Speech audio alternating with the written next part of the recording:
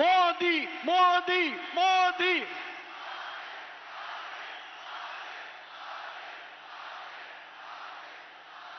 भारत माता की भारत माता की भारत माता की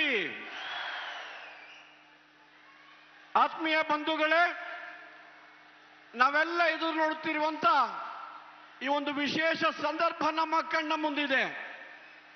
ನಮ್ಮೆಲ್ಲರೊಂದಿಗೆ ತಮ್ಮ ವಿಚಾರ ಹಂಚಿಕೊಳ್ಳಿಕ್ಕೆ ಆಗಮಿಸಿದಂತ ನಮ್ಮ ನೆಚ್ಚಿನ ಪ್ರಧಾನಿ ವಿಶ್ವ ನಾಯಕ ಸನ್ಮಾನ್ಯ ನರೇಂದ್ರ ಮೋದಿಜಿಯವರನ್ನ ಈ ಕಾರ್ಯಕ್ರಮಕ್ಕೆ ತಮ್ಮೆಲ್ಲರ ಪರವಾಗಿ ದಕ್ಷಿಣ ಕನ್ನಡ ಜಿಲ್ಲೆಯ ಭಾಜಪಾದ ಅಧ್ಯಕ್ಷರಾದ ಸುದರ್ಶನ್ ಮೂಡಬಿದ್ರಿ ಅವರು ಸ್ವಾಗತ ಮಾಡಬೇಕು ಅಂತ ವಿನಂತಿಸ್ತೇನೆ.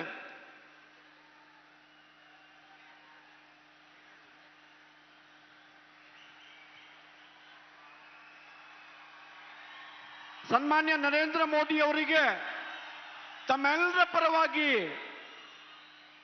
ಕರಾವಳಿ ಕರ್ನಾಟಕದ ದಕ್ಷಿಣ ಕನ್ನಡ ಜಿಲ್ಲೆಯ ಈ ಪುಣ್ಯಭೂಮಿ ಕೊಲ್ನಾಡಿನ ಈ ಕಾರ್ಯಕ್ರಮಕ್ಕೆ ವೇದಿಕೆಯ ಎಲ್ಲ ಪ್ರಮುಖರ ಪರವಾಗಿ ನಿಮ್ಮೆಲ್ಲರ ಪರವಾಗಿ ಅತ್ಯಂತ ಪ್ರೀತಿಯ ಸ್ವಾಗತವನ್ನು ಮಾಡ್ತಾ, ನಮ್ಮ ಕೇಂದ್ರದ ಮಂತ್ರಿಗಳಾದ ಶೋಭಾ ಕರಂದ್ಲಾಜೆ ಅವರು, ಸನ್ಮಾನ್ಯ ನಳಿನ್ ಕುಮಾರ್ ಕಟೀಲ್ ಅವರು ಹಾಗೂ ಇತರರು ಶಾಲು ಹೊದಿಸಿ ಸ್ಮರಣಿಕೆ ನೀಡಿ ಈ ಭಾಗದ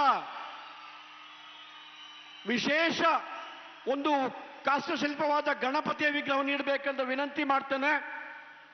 ಅದೇ ರೀತಿಯಲ್ಲಿ ನಮ್ಮ ಜಿಲ್ಲೆಯ ಭಾಜಪಾದ ಅಧ್ಯಕ್ಷರಾದ ಸನ್ಮಾನ್ಯ ಸುದರ್ಶನ್ ಅವರು ಅವರಿಗೆ ಗಣಪತಿಯ ಮೂರ್ತಿಯನ್ನು ಕೊಡಬೇಕು.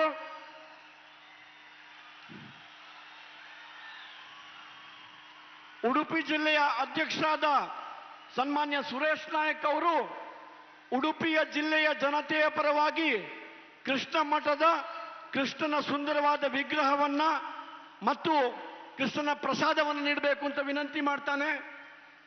ಅದೇ ರೀತಿಯಲ್ಲಿ ಸ್ಥಳೀಯ ಶಾಸಕರಾದ ಸನ್ಮಾನ್ಯ ಉಮಾನಾಥ್ ಕೋಟ್ಯಾನ್ ಅವರು ಈ ಭಾಗದ ವೆಂಕಟರಮಣ ದೇವಸ್ಥಾನದ ನರಸಿಂಹನ ಪ್ರಸಾದವನ್ನ ಬಪ್ಪನಾಡು ಮತ್ತು ಕಟೀಲಿನ ದುರ್ಗಾ ಪರಮೇಶ್ವರಿಯ ಆಶೀರ್ವಾದವನ್ನು ಬೇಡುತ್ತಾ ಕಳಿಸಿಕೊಟ್ಟಿರುವಂತ ತಾಯಿ ದುರ್ಗಾ ಪರಮೇಶ್ವರಿಯ ವಿಗ್ರಹವನ್ನ ಮತ್ತು ಬೆಳ್ಳಿಯ ಪ್ರತಿರೂಪವನ್ನ ಅವರಿಗೆ ನೀಡಿ ಗೌರವಿಸಬೇಕು ಅಂತ ವಿನಂತಿ ಮಾಡ್ತೇನೆ. ಬೆಳ್ತಂಗಡಿಯ ಶಾಸಕರಾದ ಸನ್ಮಾನ್ಯ ಹರೀಶ್ ಪೂಂಜಾ ಅವರು ಧರ್ಮಸ್ಥಳ ಕ್ಷೇತ್ರದ ಪ್ರಸಾದವನ್ನ ಪೂಜ್ಯ ಖಾವಂದ್ರು ಕಳಿಸಿಕೊಟ್ಟಿದ್ದಾರೆ. ಧರ್ಮಸ್ಥಳ ಕ್ಷೇತ್ರದ ಪ್ರಸಾದವನ್ನು ಕೂಡ ಸನ್ಮಾನ್ಯ ನರೇಂದ್ರ ಮೋದಿ ಅವರಿಗೆ ನೀಡಿ ಗೌರವಿಸಬೇಕು ಅಂತೇಳಿ ವಿನಂತಿ ಮಾಡ್ತೇನೆ. ಬಪ್ಪನಾಡು, ಕಟೀಲು ಮತ್ತು ಧರ್ಮಸ್ಥಳದ ಪ್ರಸಾದದಿಂದ ನಾವೆಲ್ಲ ನಮ್ಮ ನೆಚ್ಚಿನ ಪ್ರಧಾನಮಂತ್ರಿಯವನ್ನ ಸ್ವಾಗತಿಸಿದ್ದೇವೆ. ಬಂಧುಗಳೇ, ನಮ್ಮ ರಾಜ್ಯದ ಬಿಜೆಪಿಯ ಅಧ್ಯಕ್ಷರು ನಮ್ಮ ಸಂಸದರಾದ ಸನ್ಮಾನ್ಯ ನಳಿನ್ ಕುಮಾರ್ ಕಟೀಲ್ ಅವರು ತಮ್ಮೆಲ್ಲರನ್ನ ಉದ್ದೇಶಿಸಿ ಮಾತನಾಡಬೇಕು ಅಂತ ವಿನಂತಿ ಮಾಡ್ತೇನೆ.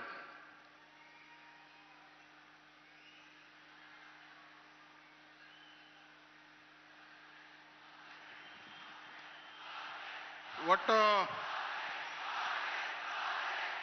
ಇವತ್ತು ಈ ಪುಣ್ಯ ಪಾವನ ಕ್ಷೇತ್ರಕ್ಕೆ ಜಗತ್ತಿನ ವಿಶ್ವನಾಯಕ, ಜಗತ್ತಿನ ನಮ್ಮೆಲ್ಲರ ನಾಯಕರಾಗಿ ಜಗತ್ತಿನ ಎತ್ತರಕ್ಕೆ ಜಗದ್ವಂದ್ಯ ಭಾರತ ನಿರ್ಮಾಣ ಮಾಡಿರ್ತಕ್ಕಂಥ ನರೇಂದ್ರ ಮೋದಿ ಅವರು ಆಗಮಿಸಿದ್ದಾರೆ.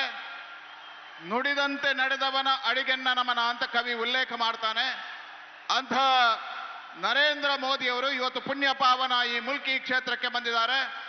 ಪಂಚದುರ್ಗೆಯ ಈ ನಾಡಿನಲ್ಲಿ ಅವರ ಅಭೂತಪೂರ್ವವಾಗಿರ್ತಕ್ಕಂಥ ಪಾದಯಾತ್ರೆಯ ಮುಖಾಂತರ ಇಡೀ ದಕ್ಷಿಣ ಕನ್ನಡ ಜಿಲ್ಲೆ, ಉಡುಪಿ ಜಿಲ್ಲೆ, ಕರಾವಳಿ ಕ್ಷೇತ್ರಕ್ಕೆ ಶಕ್ತಿ ತುಂಬಿದೆ ಅಂತ ಹೇಳ್ತಾ ಅವರಿಗೆ ಅಭಿನಂದನೆಗಳನ್ನು ಮತ್ತು ಪ್ರಣಾಮಗಳನ್ನು ಅರ್ಪಿಸ್ತೇನೆ. ಬಂಧುಗಳೇ, ಕವಿ ಬಹಳ ಸುಂದರವಾಗಿ ಉಲ್ಲೇಖ ಮಾಡ್ತಾನೆ.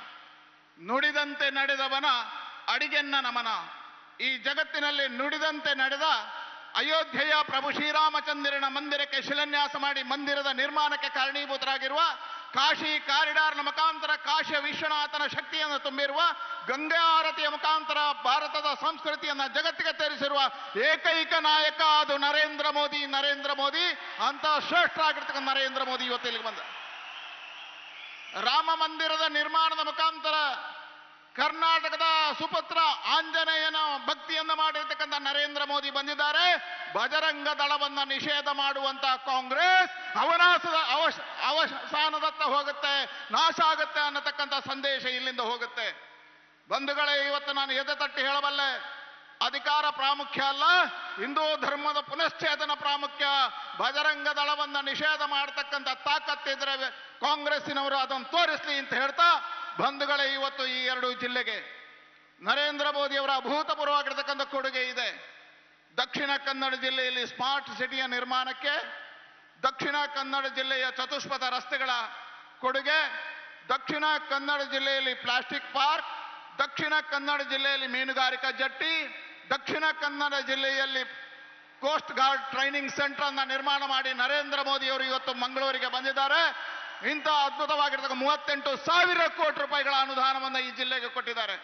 ಬಂಧುಗಳೇ, ಡಬಲ್ ಇಂಜಿನ್ ಸರ್ಕಾರ ಅದ್ಭುತವಾಗಿರ್ತಕ್ಕಂಥ ಕಾರ್ಯವನ್ನು ಮಾಡಿದೆ. ಇವತ್ತು ಅನ್ನ, ಅಕ್ಷರ, ಅಭಿವೃದ್ಧಿ, ಆರೋಗ್ಯ, ಆದಾಯ, ಅಭಯ ಅನ್ನತಕ್ಕಂಥ ವಿಚಾರಣೆಯ ಮುಖಾಂತರ ಆ ವಿಚಾರವನ್ನ ಜನರ ಮುಂದಿಡ್ತಾ ಭಾರತೀಯ ಜನತಾ ಪಾರ್ಟಿಯ ಕರ್ನಾಟಕ ಪಾರ್ಟಿ ಮತ್ತೊಮ್ಮೆ ನಾವು ಆಶೀರ್ವಾದವನ್ನು ಬೆಳಲಿಕ್ಕೆ ಹೋಗ್ತಾ ಇದ್ದೇವೆ. ಬಂಧುಗಳಿಗೆ, ನನಗೆ ವಿಶ್ವಾಸ ಇದೆ, ಈ ಬಾರಿ ಕರ್ನಾಟಕದಲ್ಲಿ ಬಹುಮತದ ಸರ್ಕಾರ ಬರುತ್ತೆ. ಮತ್ತೊಮ್ಮೆ ಮೋದಿಯವರ ಆಶೀರ್ವಾದದಲ್ಲಿ ಕರ್ನಾಟಕದಲ್ಲಿ ಭಾರತೀಯ ಜನತಾ ಪಾರ್ಟಿಯ ಸರ್ಕಾರ ಬರುತ್ತೆ. ನಾನು ನರೇಂದ್ರ ಮೋದಿ ಅವರಿಗೆ ಖಂಡಿತವಾಗಿ ವಿಶ್ವಾಸ ಮಾತುಗಳನ್ನು ಹಾಡ್ತೇನೆ. ಕರಾವಳಿ ಜಿಲ್ಲೆಯ 13ಕ್ಕೆ 13 ಕ್ಷೇತ್ರವನ್ನು ನಾವು ಗೆಲ್ತೇವೆ. ಮತ್ತೊಂದು ಬಾರಿ ಈ ಕ್ಷೇತ್ರವನ್ನು ಗೆಲ್ತೇವೆ. ಬಂಧುಗಳೇ, ಈ ಕ್ಷೇತ್ರ ಸುಖಾನಂದ ಶೆಟ್ಟಿಯಿಂದ ಹಿಡಿದು ಪ್ರವೀಣ್ ನೆಟ್ಟಾರ್ನ ಹತ್ಯೆವರೆಗೆ 16 ಜನ ಕಾರ್ಯಕರ್ತರು ಬಲಿದಾನ ಆಗಿರ್ತಕ್ಕಂಥ ಕ್ಷೇತ್ರ. ತನ್ನ ಜೀವನವನ್ನ, ಯೌವನವನ್ನ ಕೊಟ್ಟಿರ್ತಕ್ಕಂಥ 16 ಕಾರ್ಯಕರ್ತರಿದ್ದಾರೆ. ಅಂತಹ ದೇವ ದುರ್ಲಭವಾಗಿರ್ತಕ್ಕಂಥ ಕಾರ್ಯಕರ್ತರ ಪಡೆ ಬರೆದಿರ್ತಕ್ಕಂಥ ಈ ನಾಡಿನಲ್ಲಿ PFI ಅನ್ನ ನಿಷೇಧ ಮಾಡಿ NIA ಮುಖಾಂತರ 400 ಜನರನ್ನ ಭಯೋತ್ಪಾದಕರನ್ನ ಜೈಲಿಗಟ್ಟಿ ನಮಗೆ ಶಾಂತಿ ಸುವ್ಯವಸ್ಥೆಯನ್ನು ತಂದುಕೊಟ್ಟ ನಾಯಕ ಅದು ನರೇಂದ್ರ ಮೋದಿ. ಅಂತಹ ಪ್ರವೀಣ್ ನೆಟ್ಟಾರ್ನಂತಹ ಕಾರ್ಯಕರ್ತನ ಆತ್ಮಕ್ಕೆ ಶಾಂತಿಯನ್ನು ತಂದುಕೊಟ್ಟವರು ನರೇಂದ್ರ ಮೋದಿ. ಹಾಗಾಗಿ ಹೇಳ್ತಾನೆ, ಇದು ಕಾರ್ಯಕರ್ತರ ಬಲದ ಆಧಾರ ಇರತಕ್ಕಂಥ ಪಾರ್ಟಿ. ಲಕ್ಷ ಸಂಖ್ಯೆಯಲ್ಲಿ ಇವತ್ತು ನರೇಂದ್ರ ಮೋದಿ ಅವರನ್ನು ನೋಡುವುದಕ್ಕೆ ಬಂದಿದ್ದೀರಿ. ನಾನು ನಿಮ್ಮಲ್ಲಿ ಮತ್ತೊಮ್ಮೆ ಆಶೀರ್ವಾದವನ್ನು ಬೇಡ್ತೇನೆ. ಈ ಬಾರಿಯ ಚುನಾವಣೆಯಲ್ಲಿ ನಮ್ಮ 13 ಅಭ್ಯರ್ಥಿಗಳನ್ನ ಗೆಲ್ಲಿಸುವುದಕ್ಕೆ ನೀವು ಆಶೀರ್ವಾದ ಮಾಡಬೇಕು ಅಂತ ಹೇಳ್ತಾ ಮತ್ತೊಮ್ಮೆ ನಿಮ್ಮೆಲ್ಲರಿಗೆ ಅಭಿನಂದನೆಗಳನ್ನು ಸಲ್ಲಿಸ್ತಾ, ಭಾರತ್ ಮಾತಾ ಕಿ, ನರೇಂದ್ರ ಮೋದಿ ಕಿ, ನರೇಂದ್ರ ಮೋದಿ ಕಿ, ನರೇಂದ್ರ ಮೋದಿ ಕಿ. अब मैं आदरणीय प्रधानमंत्री जी से दक्षिण कन्नड़ और उडुपी जिलाओं की अपने कार्यकर्ता बंधुओं और मतदार बंधुओं की तरफ से सादर विनंती करूंगा कि आप कृपया हमारे मार्गदर्शन करें.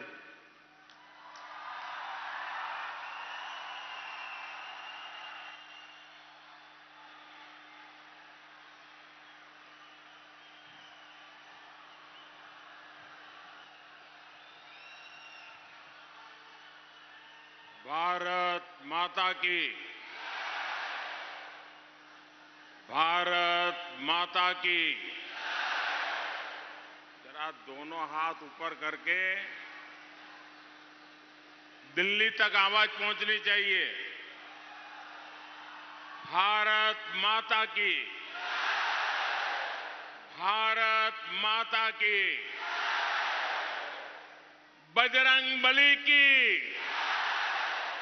बजरंग बली की, बजरंग बली की. परशुराಮ ಕ್ಷೇತ್ರದ ಎನ್ನ ಮೋಕೆದ ತುಳುವಪ್ಪೆ ಲೋಕುಳೆ ಸೋಲ್ಮೇಲು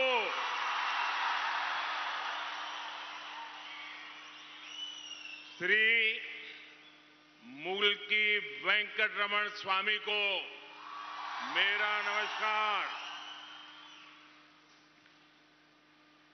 मैं शांति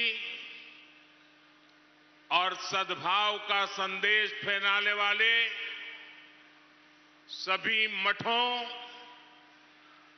तीर्थंकरों और संतों को श्रद्धापूर्वक नमन करता हूं।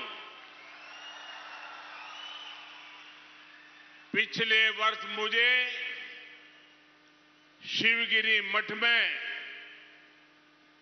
श्री नारायण गुरु से आशीर्वाद लेने का सौभाग्य मिला था। आज जिस सबका साथ सबका विकास के मंत्र को लेकर के हम आगे बढ़ रहे हैं, उसमें सभी संतों की ही प्रेरणा है।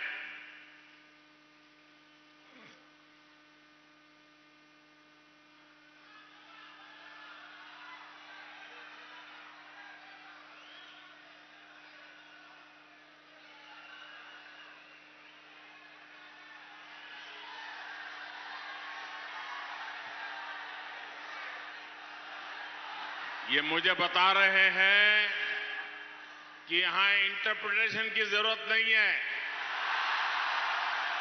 गांव के लोग भी हिंदी समझ लेंगे। ये आपका प्यार है, ये आपका आशीर्वाद है।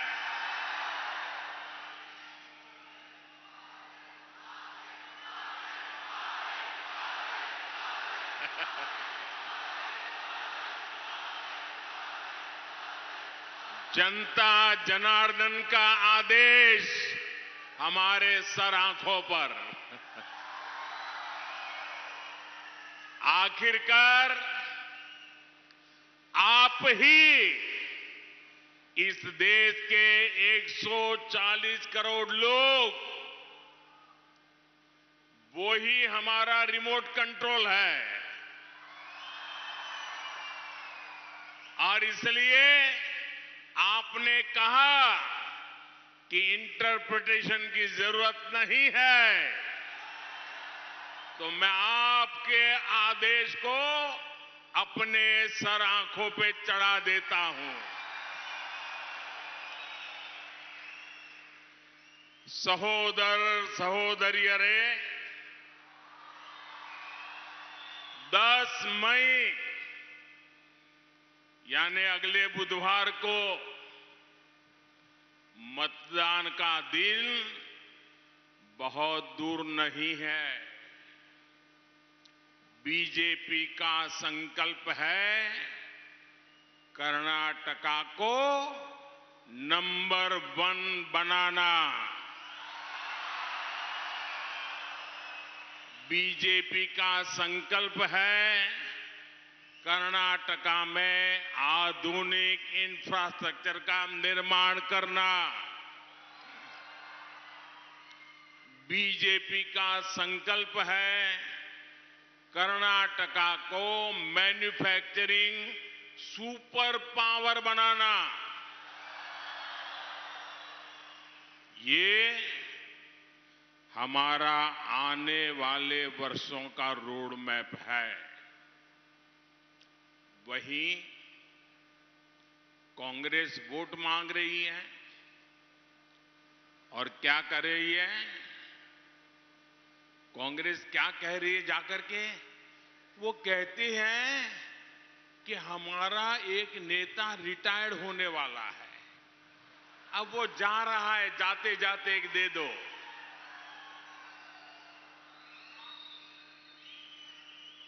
कांग्रेस आपका वोट इसलिए चाहती है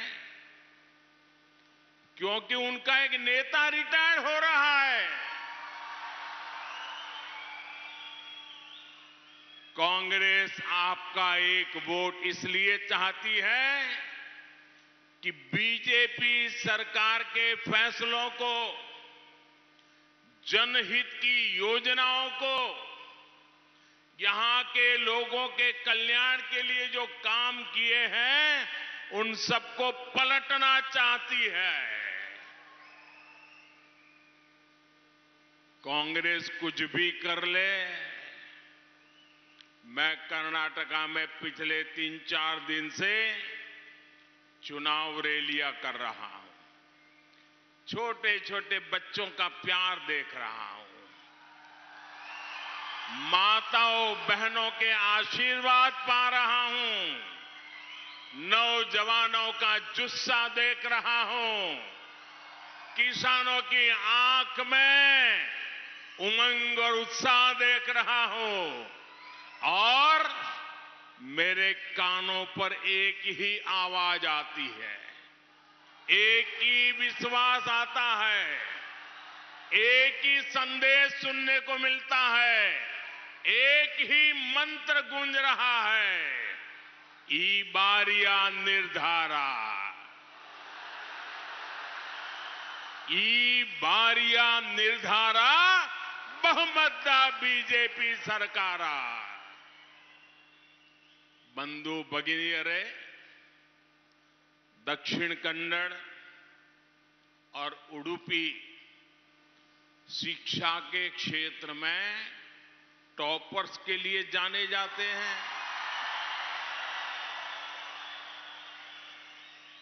आप भली भांति जानते हैं कि कर्नाटका को देश में नंबर 1 बनाने का क्या मतलब है। हमारा प्रयास है कि कर्नाटका औद्योगिक विकास में नंबर 1 बने। बनना चाहिए ना? जरा जोरों से जवाब दीजिए, बनना चाहिए ना? नंबर 1 बनना है ना? कर्नाटका को नंबर 1 बनाना है ना? हमारी कोशिश है कि कर्नाटका कृषि विकास में नंबर कर्नाटका को फिशरीज और पोर्ट्स में नंबर बनाने के लिए हम लगातार काम कर रहे हैं। हमारा लक्ष्य है कि कर्नाटका का यहां पर स्वास्थ्य और शिक्षा में ये हमारा राज्य बीजेपी कर्नाटका को विकास के हर क्षेत्र में क्या बनाना चाहता है? क्या बनाना चाहता है? लेकिन कांग्रेस क्या चाहती है?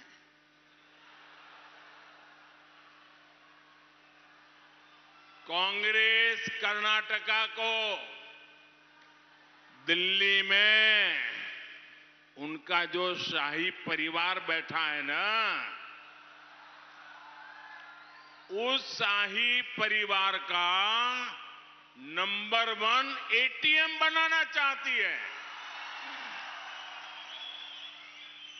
और हर योजना में 85% कमीशन खाने वाली कांग्रेस कर्नाटका को दशकों पीछे ले जाकर गड्ढे में गाड़ देगी।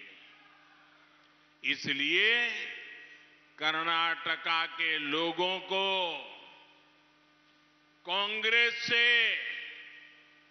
बहुत सावधान रहना है और जेडीएस भी वही कच्चे पच्चे के लोग हैं भाई। स्नेहितरे,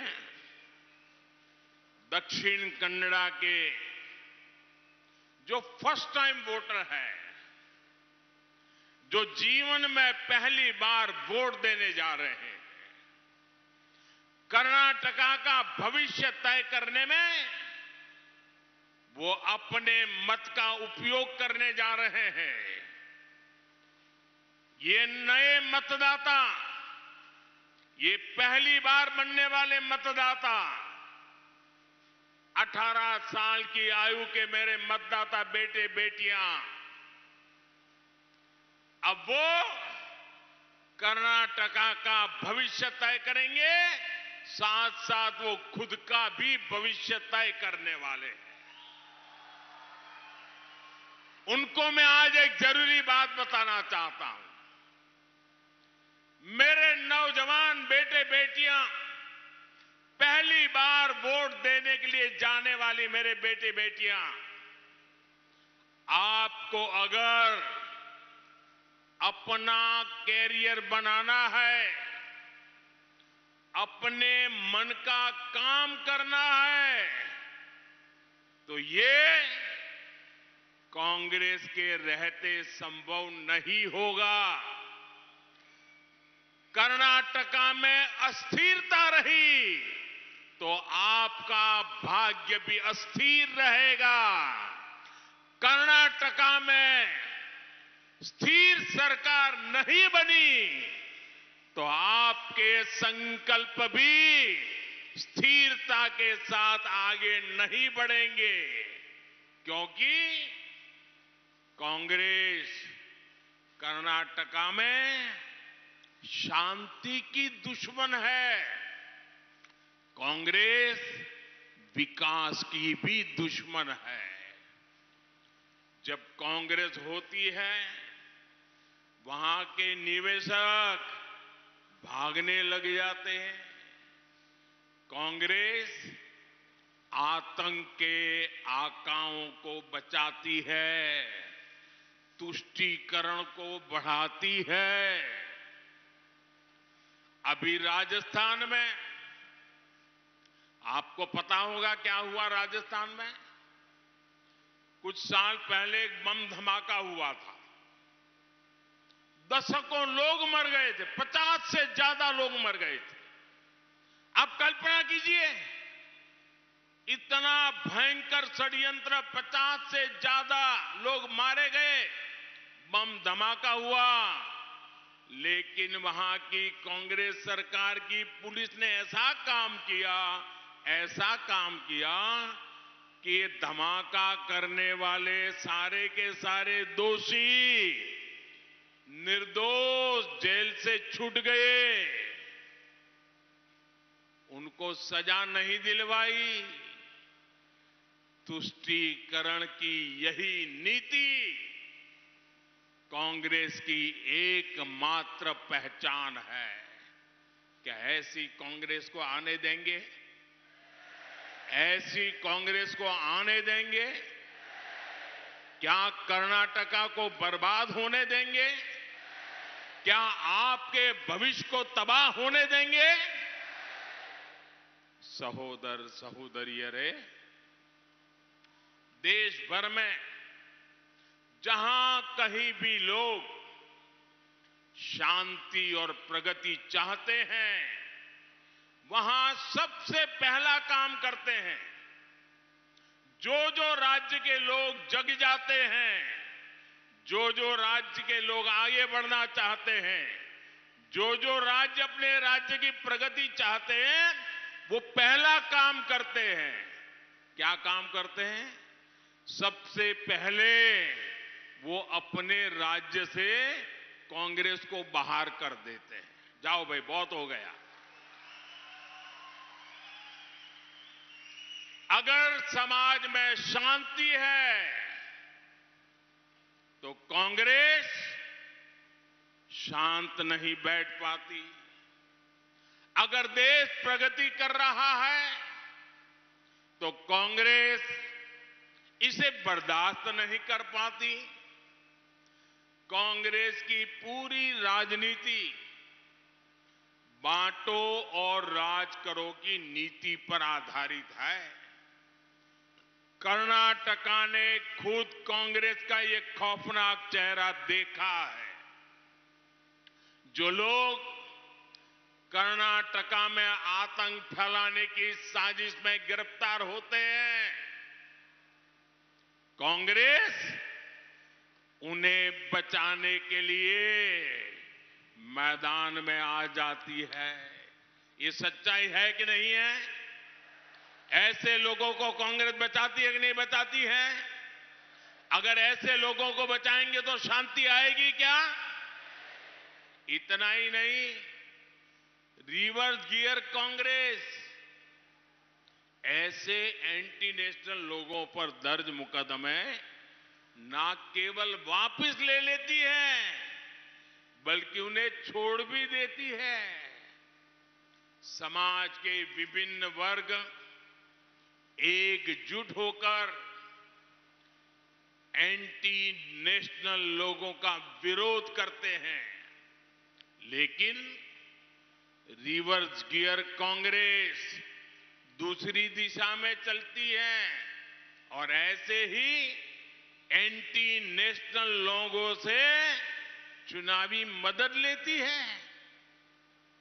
सहोदर सहोदरी, अरे पूरा देश हमारे सैनिकों का आदर करता है, उन्हें सम्मान देता है कि नहीं देता है? हम सेना का सम्मान करते हैं कि नहीं करते? हम हर सैनिक का गर्व करते हैं कि नहीं करते? सैनिक को देख करके हमारा सीना चौड़ा होता है कि नहीं होता है? आप सबको आनंद होता है, खुशी होती है, लेकिन कांग्रेस को रोना आता है। कांग्रेस रिवर्स गियर हमारी सेना का अपमान करती है, हमारी सैनिकों का अपमान करती है, हमारे सेना के वरिष्ठ लोगों के खिलाफ गालियां बोलने तक का पाप करती है। साथियों, आज पूरी दुनिया भारत में डेमोक्रेसी और डेवलपमेंट को देखकर उसे सम्मान दे रही है, लेकिन रिवर्स गियर कांग्रेस दुनिया भर में घूम घूम कर देश को बदनाम कर रही है। आप मुझे बताइए भाइयों, ये हमारे कर्नाटका के लोग तो दुनिया भर में फैले हुए हैं। मुझे बताइए, आज दुनिया में भारत का सम्मान बढ़ा है कि नहीं बढ़ा है? दोनों हाथ ऊपर करके पूरी ताकत से बताइए, बढ़ा है कि नहीं बढ़ा है? आज दुनिया में हिंदुस्तान का डंका बज रहा है कि नहीं बज रहा है? आज दुनिया में भारत का गौरव गान हो रहा है कि नहीं हो रहा है? अमेरिका में भी हिंदुस्तान का जयकार हो रहा है कि नहीं हो रहा है? ऑस्ट्रेलिया में भी हिंदुस्तान का जयकार हो रहा है कि नहीं हो रहा है? जापान में भी हिंदुस्तान का जयकार हो रहा है कि नहीं हो रहा है? यूके में भी हिंदुस्तान का जयकार हो रहा है कि नहीं हो रहा है? दुनिया के हर कोने में हिंदुस्तान का जयकार हो रहा है कि नहीं हो रहा है? क्यों हो रहा है? क्यों हो रहा है? पूरी दुनिया में भारत की वाहवाही क्यों हो रही है भाइयों? क्यों हो रही है? पूरे दुनिया में जय जयकार क्यों हो रहा है? क्यों हो रहा है बताइए?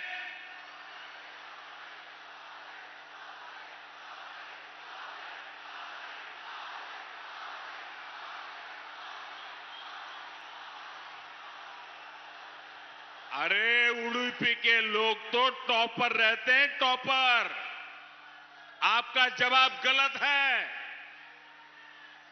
ये मोदी के कारण नहीं हो रहा है, ये दुनिया में जयकार हो रहा है, वो आपके एक वोट के कारण हो रहा है।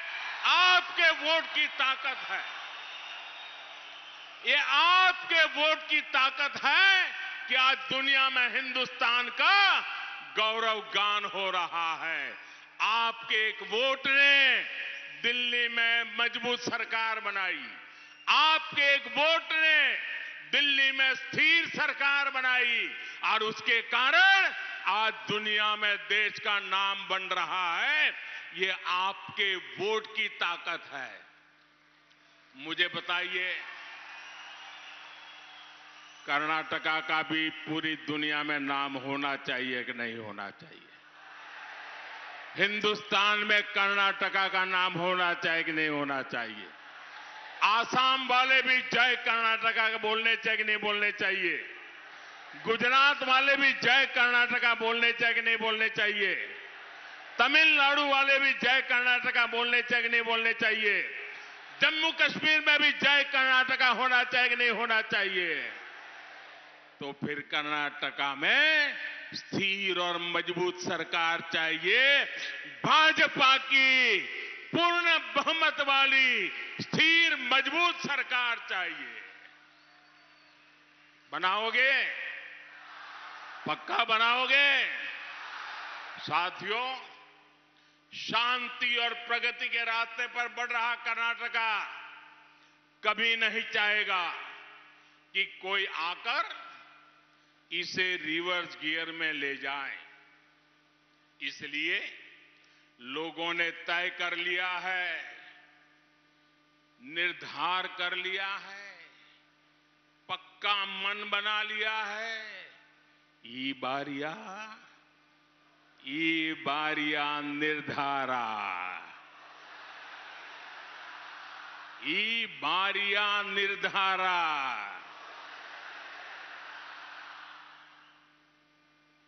बंधु भगिनीरे, रानी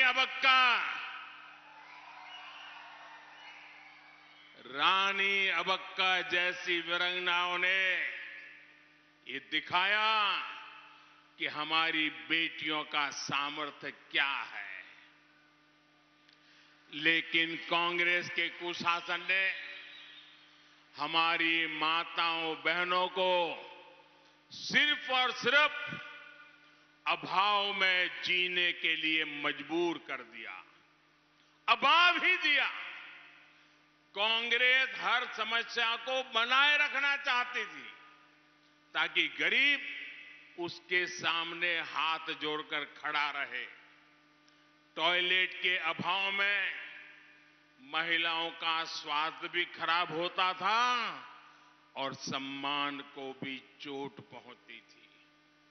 बेटियों की शिक्षा की बात हो तो स्कूलों में अलग शौचालयों का अभाव था, बेटियों को स्कूल छोड़ना पड़ता था, इसलिए शिक्षा का अभाव था।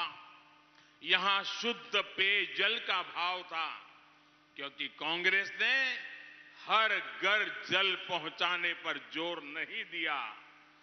बहनों को धुएं में खाना बनाना पड़ता था, क्योंकि कांग्रेस ने गैस कनेक्शन का अभाव रखा। अब बीजेपी सरकार इन सारे अभावों को दूर कर गरीब की समस्याओं का स्थायी समाधान कर रही है। स्नेहितरे, बीजेपी की डबल इंजन सरकार ने मूल जरूरतों से आगे बढ़कर महिला सशक्तिकरण के लिए योजनाएं लागू की है। पीएम किसान सम्मान निधि का पैसा देश के 11 करोड़ किसानों को मिला है, तो उसमें 3 करोड़ महिला किसान है। मुद्रा योजना के तहत जो 3 करोड़ ऋण कर्नाटका में मिले हैं, उनमें से अधिकतर महिलाओं को मिले हैं। गरीबों को मिले करोड़ों घरों की भी ज्यादातर लाभार्थी हमारी माताएं बहनें ही है। और इनमें से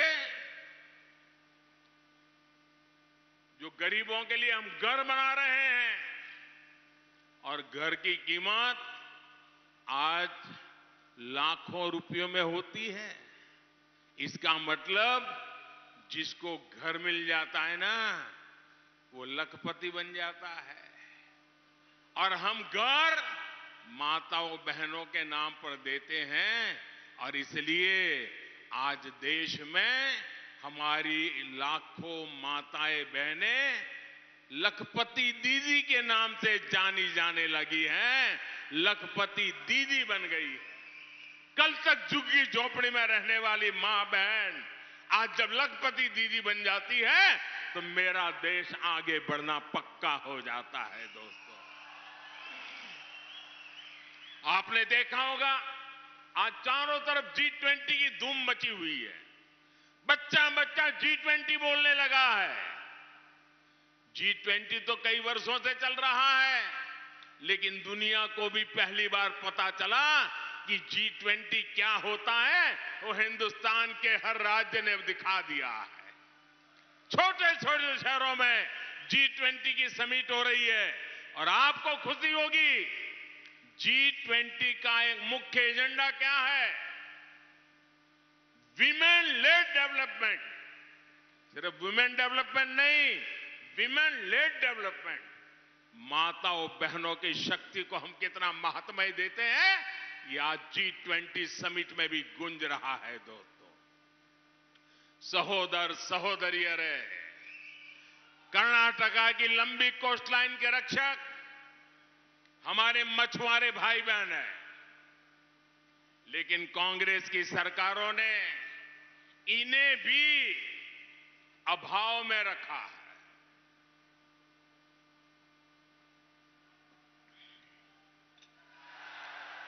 ये बीजेपी है जिसने मछली पालन से जुड़ा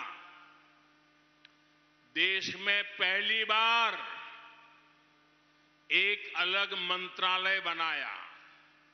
आप मुझे बताइए भाई, भारत में समुद्र, दरिया, सी क्या मोदी की सरकार बनने के बाद आया क्या? पहले था कि नहीं था? था कि नहीं था? ये मोदी की सरकार बनने के बाद फिशरमैन का काम शुरू हुआ क्या? पहले फिशरमैन था कि नहीं था? सदियों से था कि नहीं था? था कि नहीं था? लेकिन दिल्ली में ऐसी सरकार बैठी थी, उसको दिखता ही नहीं था, मोदी को दिखता था। दिल्ली में भी मोदी को पता चलता था कि उडुपी के पास मेरा फिशरमैन भाई बहन रहता है। और इसलिए आजादी के बाद पहली बार अलग मंत्रालय बनाया गया फिशरीज का, फिशरमैन के कल्याण के लिए बनाया गया अलग मंत्री, नया बजट, और वो काम अलग से हो रहा है क्योंकि अब मेरा कोस्टलाइन, मेरा फिशरमैन, मेरी ब्लू इकोनॉमी, हम दुनिया में आगे बढ़ना चाहते हैं। बीजेपी सरकार ने ब्लू रिवॉल्यूशन का रोड मैप बनाया है, कोस्टल बेल्ट के संपूर्ण विकास के लिए नीति बनाई है।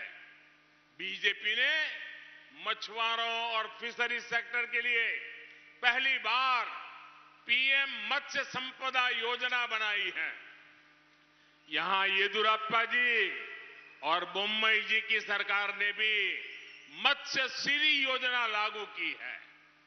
बीजेपी सरकार ने ही पहली बार मछुआरे भाई बहनों को किसान क्रेडिट की तरह बैंक से सस्ते ब्याज में लोन मिल जाए, वो क्रेडिट कार्ड फिशरमैन को देने का निर्णय किया और आज करोड़ों फिशरमैन उनको बहुत ही कम ब्याज से, टोकन से बैंक से पैसा मिल रहा है, क्योंकि फिशरमैन का कल्याण, उनके बच्चों का भाग्य बदलने के लिए हम कृत संकल्प है।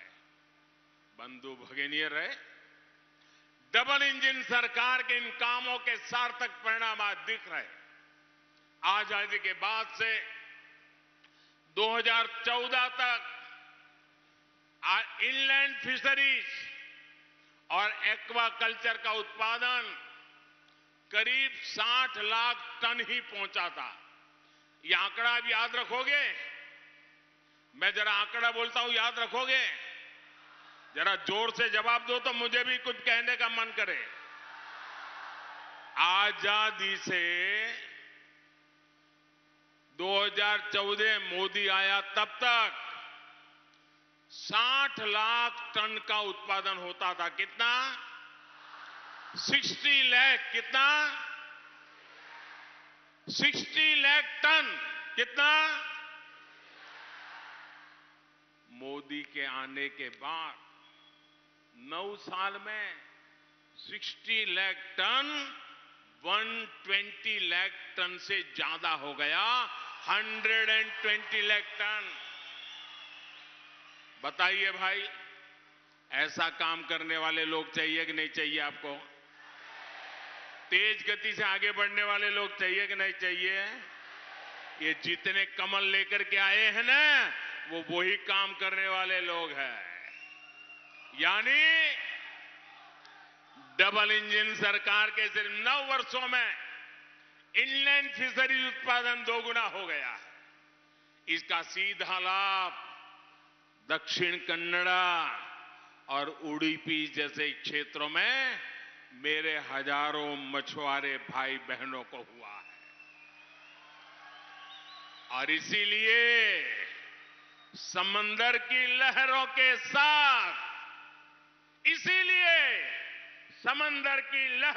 साथ, हर मछुआरा गा रहा है, ई बारिया निर्धारा, ई बारिया निर्धारा।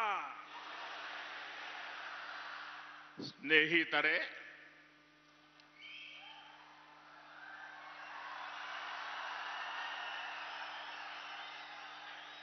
दक्षिण कन्नड़ा और उडुपी का एक क्षेत्र एक बहुत बड़ा इकोनॉमिक और फाइनेंशियल हब है।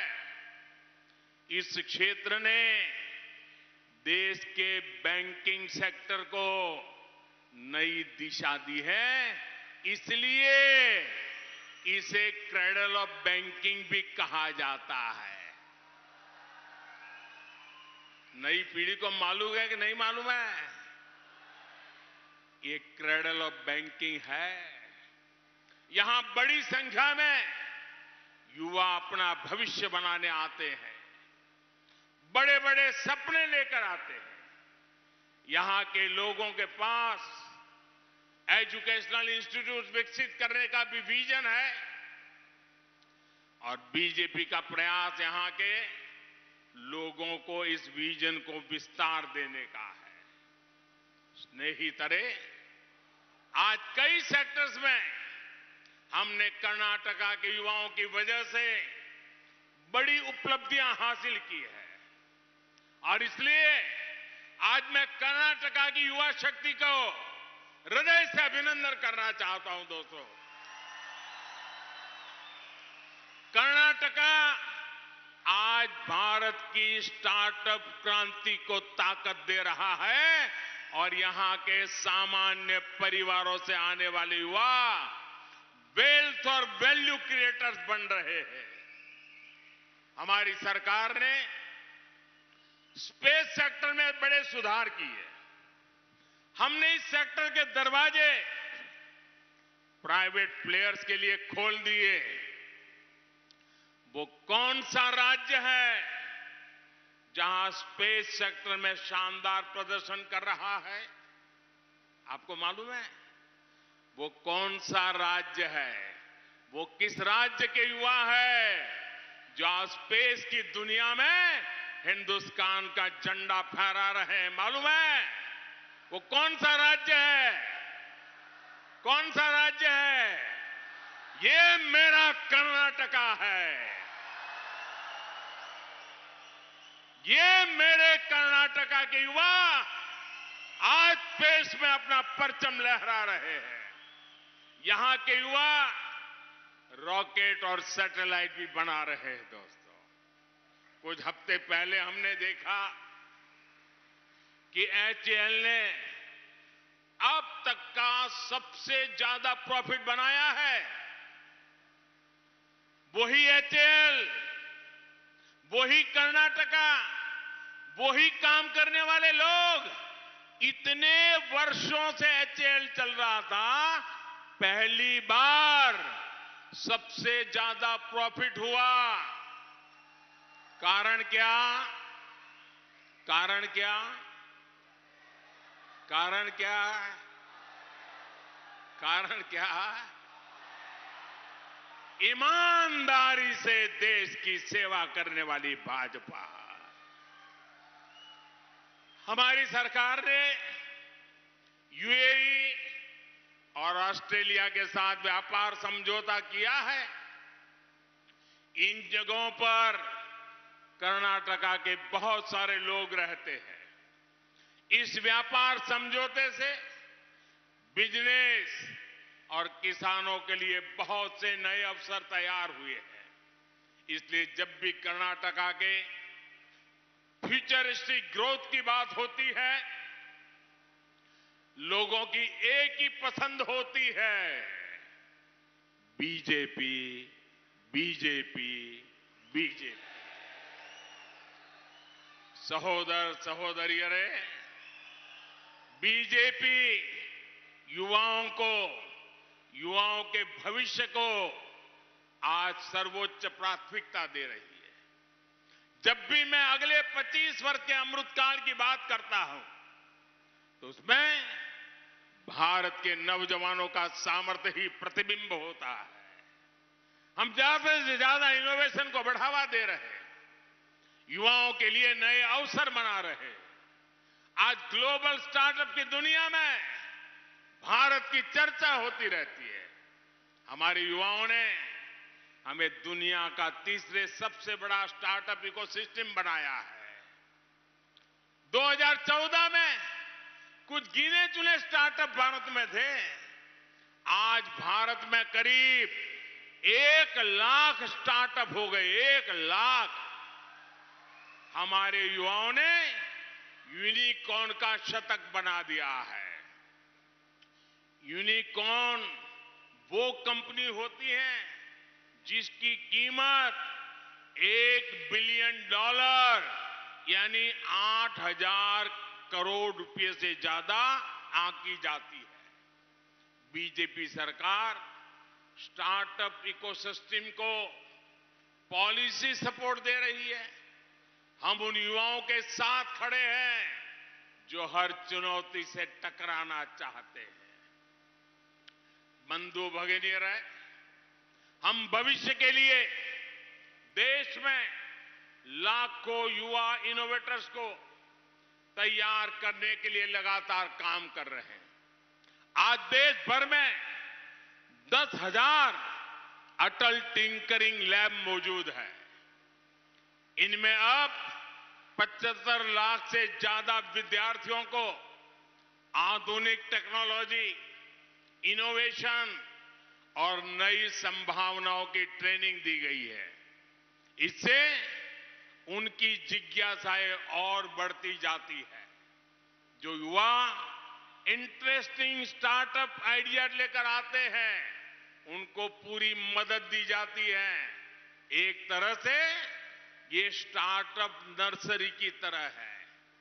ये भारत में इनोवेशन की नई लहर पैदा करेगी।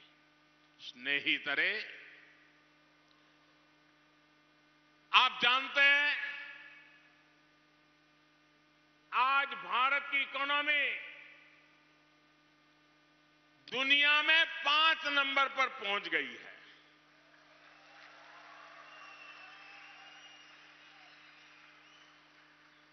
हम 10 में से 9 हुए, देश को पता नहीं था। हम 9 में से 8 हुए, कोई चर्चा नहीं थी। हम 8 नंबर से 7 नंबर पहुंचे, लोगों ने देखा कुछ हो रहा है। हम 7 नंबर से 6 नंबर पहुंचे, लोगों ने कहा मोदी कुछ कर रहा है। लेकिन जब हम 6 पर से 5 पर पहुंचे, तो दुनिया हिंदुस्तान को नए नजरिए से देखने लगी। हिंदुस्तान एकदम खड़ा हो गया। आपको मालूम है ऐसा क्यों हुआ भाई?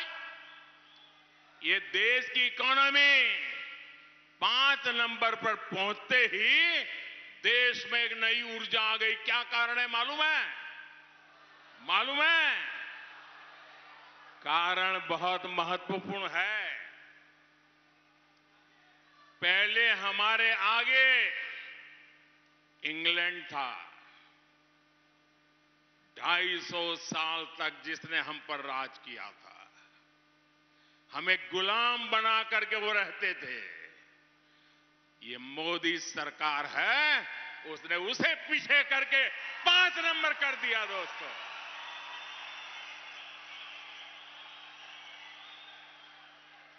आपको गर्व है कि नहीं है? आपको गर्व है कि नहीं है? अब दोस्तों, एक और सपना है। मुझे आपकी मदद चाहिए। मिलेगी? मिलेगी? पक्का मिलेगी? हमें 3 नंबर पे पहुंचना है। तो 5 पर पहुंचे हैं और जल्दी से पहुंचना है। आपकी मदद मिलेगी? दुनिया में तीसरे नंबर की इकोनॉमी तक भारत को ले जाना है और उसमें मेरे कर्नाटका के बिना मैं आगे नहीं बढ़ सकता हूं। और इसलिए कर्नाटका में भाजपा सरकार चाहिए। दोस्तों, 10 मई को आपका हर वोट कर्नाटका का भविष्य तय करेगा। ई बारिया निर्धार बहुमतदा बीजेपी सरकार आपको इस संकल्प को निरंतर सशक्त करना है। भाइयों बहनों, कहीं ऐसा तो नहीं होगा कि आज इतनी जोरदार सभा हो गई, दूर दूर तक लोग ही लोग हैं, अब आपको लगेगा अब तो चुनाव जीत गए, चलो जाओ सो जाओ। ऐसा तो नहीं करेंगे ना? ऐसा तो नहीं करेंगे ना? घर घर जाएंगे, मतदाताओं को समझाएंगे, ज्यादा से ज्यादा मतदान करवाएंगे, बीजेपी की बात बताएंगे, कर्नाटक के उज्जवल भविष्य की बात बताएंगे, सब कुछ करेंगे। अच्छा, एक मेरा काम करेंगे, मेरा पर्सनल काम, एकदम मेरा पर्सनल काम है। जरा हाथ ऊपर करके बताइए, करेंगे? पीछे से भी हाथ ऊपर उठना चाहिए, करेंगे? सब लोग करेंगे? अच्छा, ऐसा करो, अपना मोबाइल फोन निकालो, उसकी फ्लैश लाइट चालू करके मुझे बताइए, मेरा एक काम करोगे? हर एक की लाइट चालू है तो मैं देखूंगा। करेंगे? करेंगे? अच्छा, मैं बताता हूं मेरा काम क्या है। हर घर जाना है, जाएंगे और उनको जाकर के कहना, मोदी जी दिल्ली से मुल्की आए थे। कहेंगे? कहेंगे? फिर उनको कहना कि मोदी जी जब मुल्की आए थे तो उन्होंने आपको नमस्कार भेजा है, आपको प्रणाम पहुंचाया है। क्या मेरे प्रणाम पहुंचाओगे? घर घर पहुंचाओगे? मेरे नमस्कार पहुंचाओगे? हर किसी को पहुंचाओगे? जब मेरे नमस्कार पहुंचेंगे तो सभी लोग मुझे आशीर्वाद देंगे और जब सब लोग मुझे आशीर्वाद देंगे तो मेरी ऊर्जा बढ़ जाएगी। आज मैं जितना काम करता हूं उससे अनेक गुना काम करूंगा और इसलिए मुझे हर परिवार से आशीर्वाद चाहिए। मेरे नमस्कार पहुंचाओगे? पक्का पहुंचाओगे? दोनों हाथ ऊपर करके मेरे साथ बोलिए, बजरंग बली की, बजरंग बली की, बजरंग बली की, भारत माता की, भारत माता की, वंदे वंदे वंदे वंदे वंदे वंदे वंदे वंदे वंदे वंदे वंदे वंदे। बहुत बहुत धन्यवाद। आदरणीय प्रधानमंत्री जी, आपका संबोधन के लिए दक्षिण कन्नड़ और उडुपी के समस्त लोगों की तरफ से हार्दिक धन्यवाद देना चाहता हूं। ಆತ್ಮೀಯ ಬಂಧುಗಳೇ, ತಮ್ಮೆಲ್ಲರ ಪರವಾಗಿ ನಮ್ಮ ನೆಚ್ಚಿನ ಪ್ರಧಾನಮಂತ್ರಿಗಳಿಗೆ ಆತ್ಮೀಯವಾದ ಧನ್ಯವಾದಗಳು। ಭಾರತ್ ಮಾತಾ ಕಿ, ಭಾರತ್ ಮಾತಾ ಕಿ, ಭಾರತ್ ಮಾತಾ ಕಿ, ವಂದೇ ವಂದೇ ಒಂದೇ ನೆಚ್ಚಿನ ಪ್ರಧಾನಮಂತ್ರಿ ನರೇಂದ್ರ ಮೋದಿ ಅವರಿಗೆ, ನೆಚ್ಚಿನ ಪ್ರಧಾನಮಂತ್ರಿ ನರೇಂದ್ರ ಮೋದಿ ಅವರಿಗೆ, ನೆಚ್ಚಿನ ಪ್ರಧಾನಮಂತ್ರಿ ನರೇಂದ್ರ ಮೋದಿ ಅವರಿಗೆ, ಭಾರತೀಯ ಜನತಾ ಪಾರ್ಟಿಗೆ, ಭಾರತೀಯ ಜನತಾ ಪಾರ್ಟಿಗೆ, ಭಾರತೀಯ ಜನತಾ ಪಾರ್ಟಿಗೆ, ದಕ್ಷಿಣ ಕನ್ನಡ ಉಡುಪಿ ಜಿಲ್ಲೆಯ ಎಲ್ಲ ಕಾರ್ಯಕರ್ತ ಬಂಧುಗಳಿಗೆ, ದಕ್ಷಿಣ ಕನ್ನಡ ಉಡುಪಿ ಜಿಲ್ಲೆಯ ಎಲ್ಲ ಆತ್ಮೀಯ ಕಾರ್ಯಕರ್ತ ಬಂಧುಗಳಿಗೆ बोलो भारत माता की, भारत माता की। ಧನ್ಯವಾದ। ಕಾರ್ಯಕ್ರಮ ಮುಗಿಸಿ ಹೋಗಬೇಕಾದ್ರೆ ನಾವೆಲ್ಲ ಸ್ವಲ್ಪ ಜಾಗೃತೆಯಿಂದ ಹೋಗಬೇಕು. ನಾವೆಲ್ಲರೂ ಕೂಡ ಕೆಲವು ಸೂಚನೆಗಳನ್ನು ಪಾಲಿಸಬೇಕು.